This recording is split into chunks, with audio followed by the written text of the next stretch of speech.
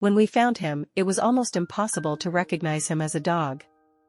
His body was completely covered in hardened asphalt, dark and rough, clinging to his skin like a second shell.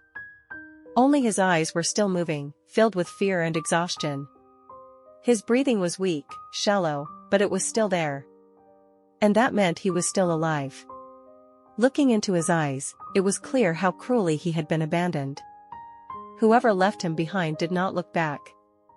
They did not wait. They did not care how much pain he would endure. Asphalt burns as it hardens.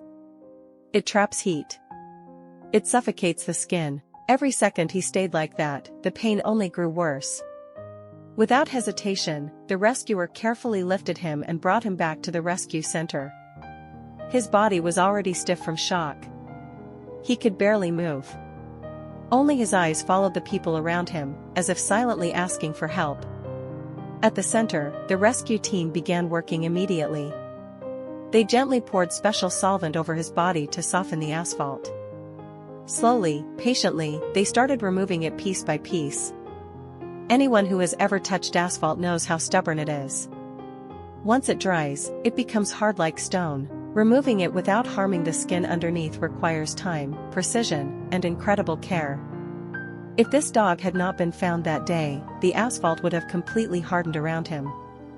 He would have turned into a living statue, unable to move, unable to survive. After hours of careful work, his body was finally free. They gave him a warm bath, washing away the last traces of pain and dirt. Then they offered him food. Everyone watched closely. Eating meant strength. Eating meant hope. And he ate. That simple act told them everything. They had saved him in time. With kind people around him, he was no longer alone. No longer abandoned. No longer forgotten.